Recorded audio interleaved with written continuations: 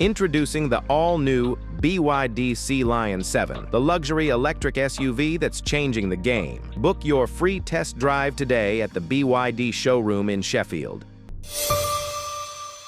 Dr. Steelhammer, Vladimir Klitschko, and Dr. Iron Fist, Vitaly Klitschko, Shannon the Cannon Brigg, and Butterbean, Cruiserweight King Jai Opetaia. Boxing King Media, powered by BYD. We're back for another episode of the Brutally Honest podcast.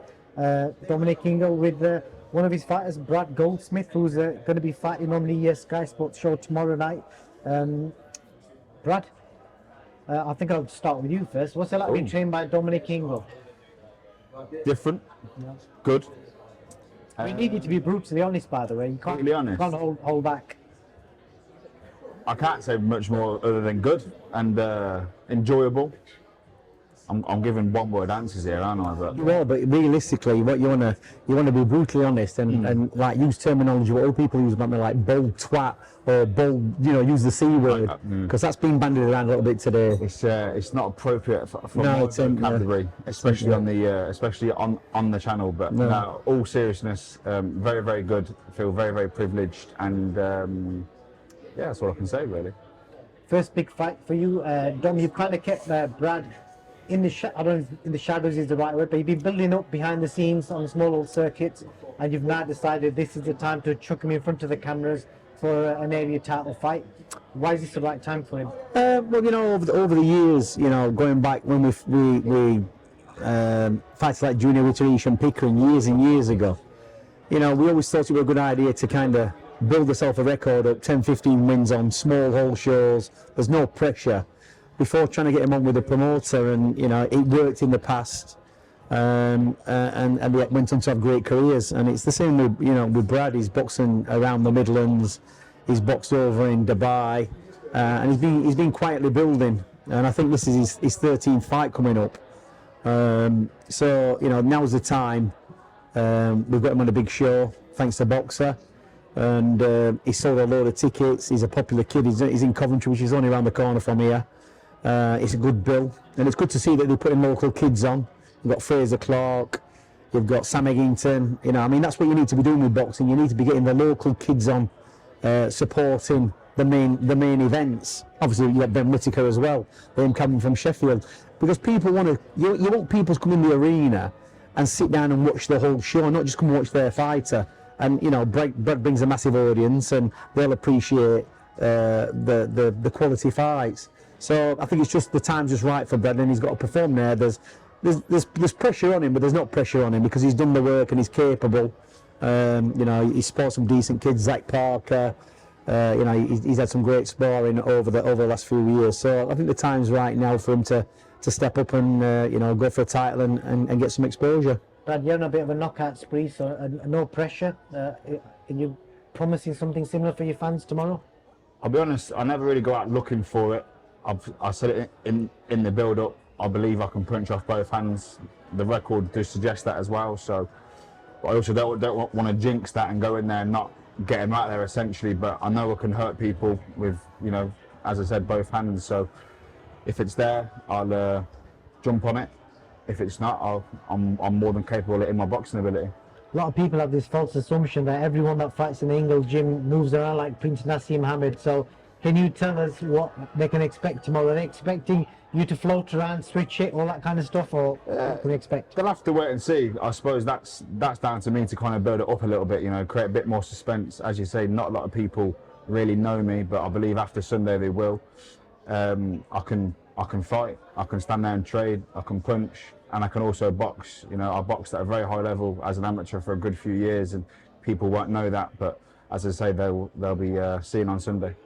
Dom, any particular names you want him, if it gets past Troy tomorrow, what kind of names do you want him to be in with? Like, there's a few people who we could box. There's some decent fighters around. You look at there's one I was looking at the other day, and I don't think the fight had ever happened, but it would be a good fight because it's local. Is Nathan Heaney, and he's from around this area. He's a big ticket seller as well.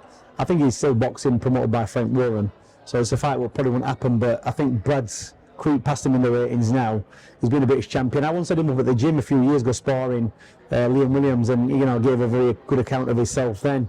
But I think that'd be a great fight for the Midlands if it could come off. But I'm not sure whether that happened. But we'll have a look through the ratings and see what's available next. He's gonna, if he wins tomorrow, it's the Midlands area title, which is a stepping stone up, first title fight, and we'll just have to see how he performs in that. Hopefully, gets the win.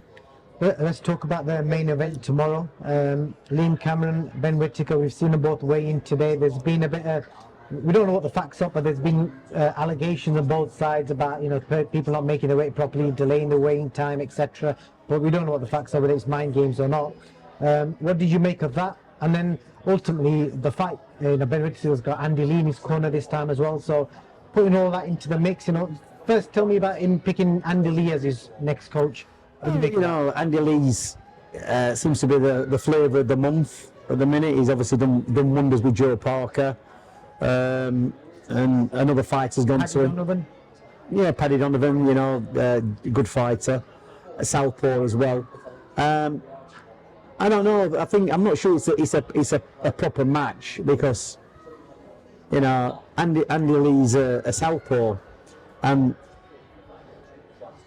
when you're a southpaw trainer, when you're a southpaw fighter, you approach orthodox fighters a different way. You know what I mean? You approach them from a southpaw point of view, and I'm not sure that's going to be a good match. And I'm not sure if Andy Lee can actually switch to orthodox or whatever he can do. I'm not sure. But Josie Parker's orthodox.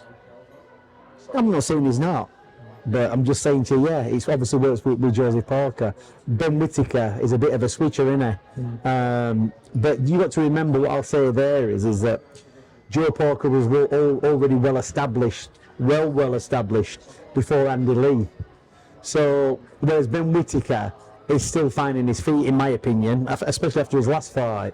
So that's why I say that about Andy Lee, whether he's going to be the right trainer or not. For me, he'd probably. I think Ben Whittaker would have probably been better off going with somebody like Shane McGuigan, Ben Davidson maybe. Not taking anything away from Andy Lee, but it's just another puzzle to solve. I know he's trained Parker, but like I say, he was already well established.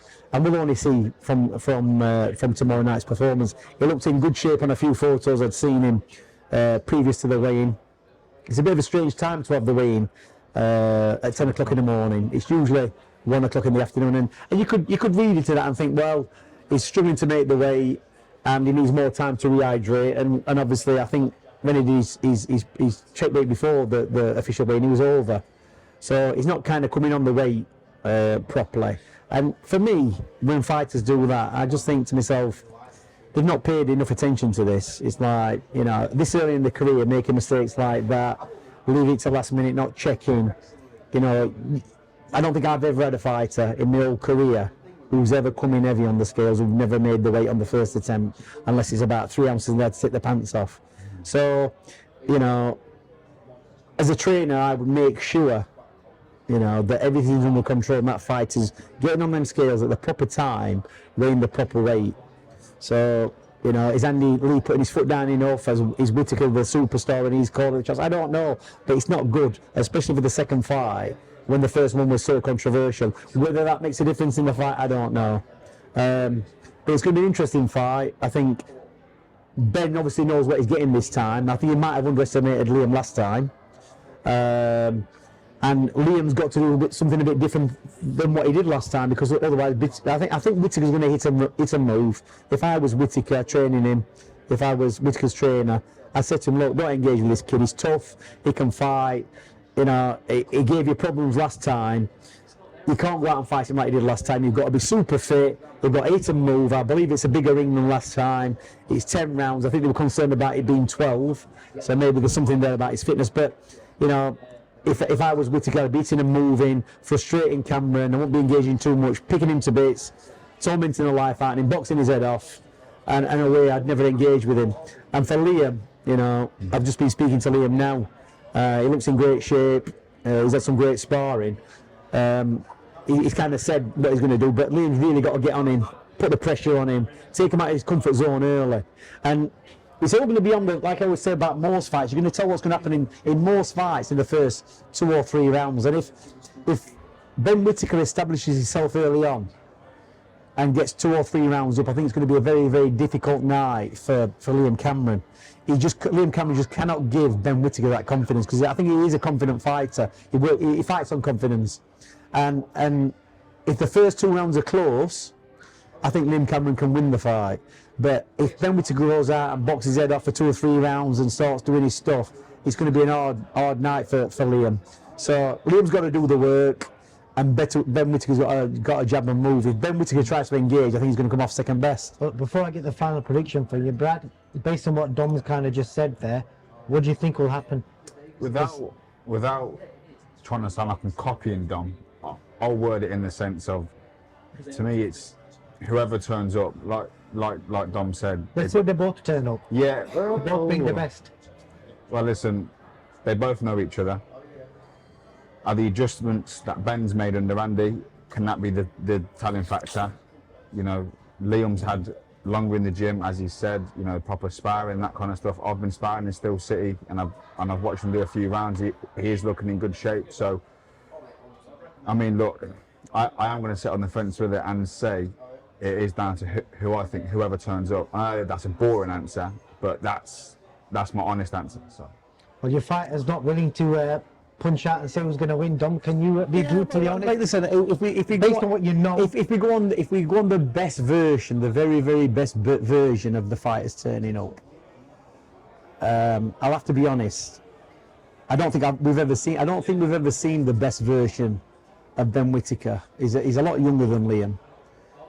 Maybe the last fight shook him up enough to pull his finger out, and you know, whether the early weigh-in and coming in a little bit heavy for the weigh-ins, any kind of warning sign, whether the change over to Andy Lee is going to be a benefit or not. If the very best version, and that's a version we've never seen of Ben Whittaker, turns up, I think Ben Whittaker nicks the fight closely. But if he's not managed to do that in the fights he's already had, in the whatever fights he's had, what is it, 9 or 10? If he's not managed to do it in that 9 or 10 fights, then I'd say there's a good possibility he's not going to do it now. I think Liam Cameron can win the fight. He's got to fight a slightly different fight from last time, and if I've got to put my prediction out there, I'm gonna back Liam Cameron to win a close fight. That's what I'm gonna predict. on points. On points. Okay. I think there's going to be some controversy. I think there's going to be a lot of warnings. Tough moments. I think when it's not going Whittaker's way, there's going to be some tricks employed there. There's going to be, you know, a bit of fooling around. There's going to be a lot of referee intervention, because what you tend to find is that, and I've said it from the off with Ben Whittaker, he's got the bag of tricks. He's got everything. But you've got to be able to execute that under pressure when the going gets tough. And I'll give you an example of, like, when Nazim Ahmed boxed Kevin Kelly, and he was down 2 or 3 times before he got the measure of Kelly. All of a sudden, he came into short focus. What he had to do, he had to reset himself, and he came through that. So it's the same for Whittaker. When the pressure's on in the last fight, they fell over the rope. Whether it was accidental or whether it wasn't, you know, it is what it is. He's took the fight on again, and we'll see what Ben Whittaker's made of. If Liam Cameron can put the pressure on him and force him to make mistakes, can he keep his cool? Can he keep his performance intact and box his way through it? Or will we see, you know, complaining to the ref? Will we see low blows? Will we see fouls?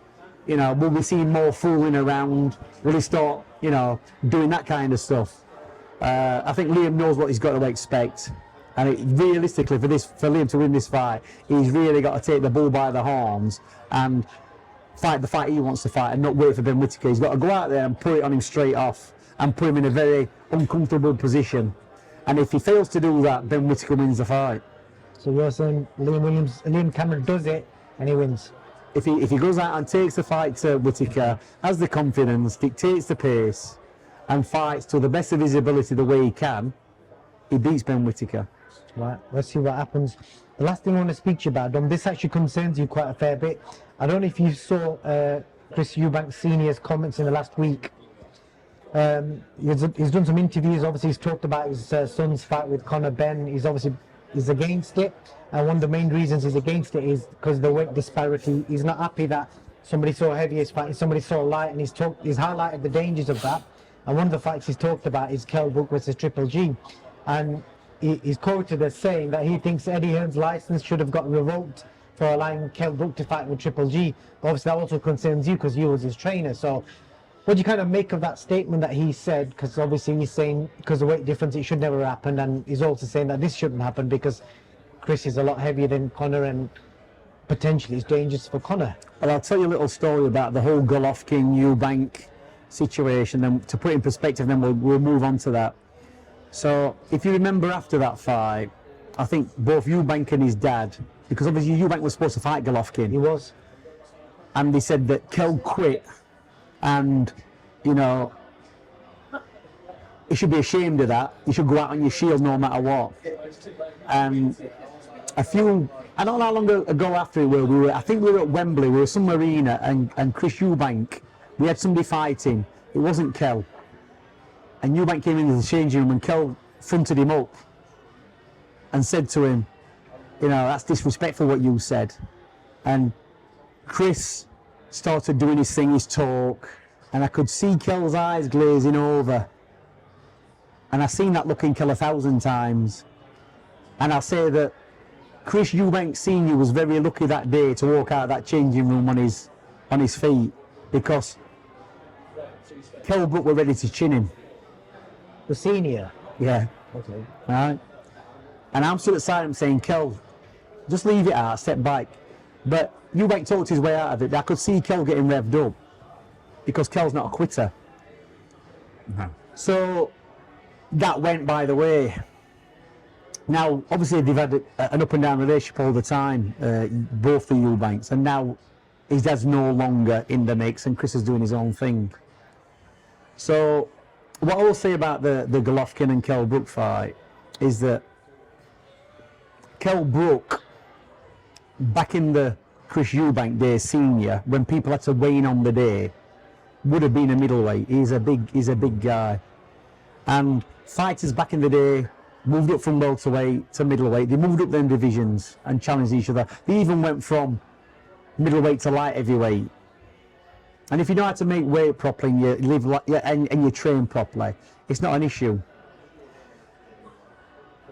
Chris Eubank's about a year older than me, a year or two older than me. He don't really know a great deal about making weight, you know. He's done his boxing, a fantastic boxer. But him being concerned about Conor Benn having this advantage over his son, it's dangerous.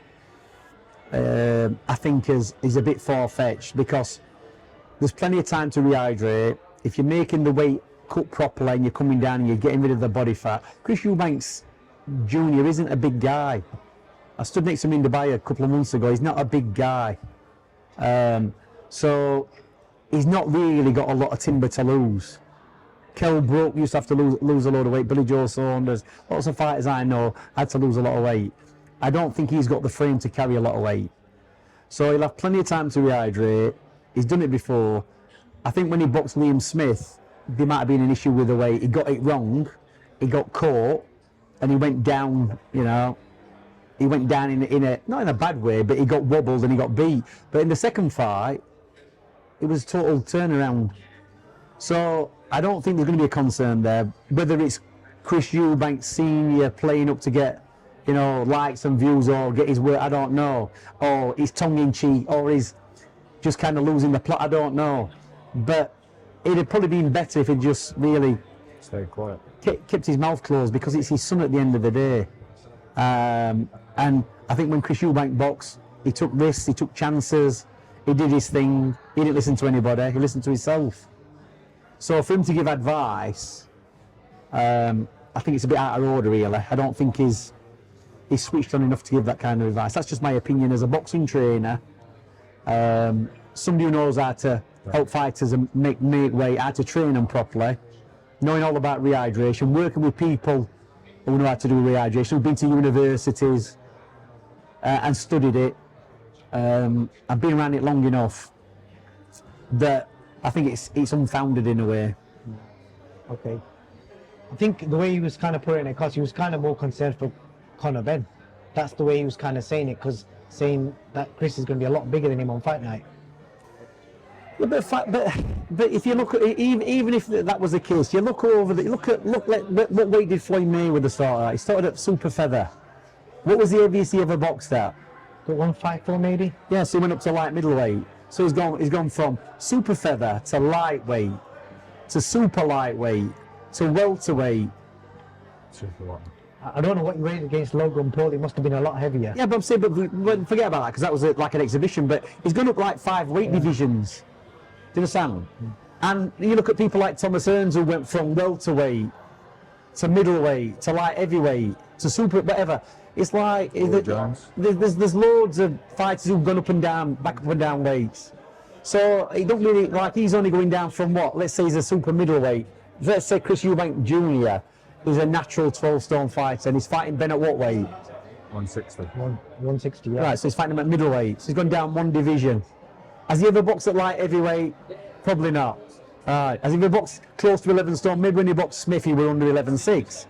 So even in that frame, he's not. I'm saying he's not a big kid, Chris EUBANK Jr. He's not a big kid. It's not a big frame. So I don't think there's a. I don't even think even if he did that advantage he's got over Conor Benn. Conor Benn having weight on him is going to make him more resilient, isn't it? Indeed. Let's see what happens. But that's it really. Only a short one today. Do you want to talk too much? Because I know Brad's got a fight in literally 24 hours time. So I actually think less than 24. less than 24 hours, I'll be a champion. So that's good. Well, I wish you all the best, Brad. Any final words from you? No, just I mean, as you stated earlier. Turn on and tune in. Yeah, turn on, tune in. Massive thank you to the 500 plus who are travelling from Coventry and Sheffield, further afield as well, to to come and support me. I'm very, very privileged to be able to say that, and I can't wait to put a show on for them all. You're on the Sky Sports Live YouTube feature, yes, yeah? Okay, yes. So I'll be live anywhere from 5:30 to 6 p.m. So tune in. Exciting scheduled 10-round fight, and I look to capture my first title. No pressure, because a lot of people are always asking who else is Dominic training. So if they're going to see it firsthand tomorrow, Brad Goldsmith, also co-trained by Ingle. Hiding. Yeah, keeping behind the camera today, but there's an interview of Luca and yourself coming out as well in the next 24 hours. So thank you very much for your time. Thank you.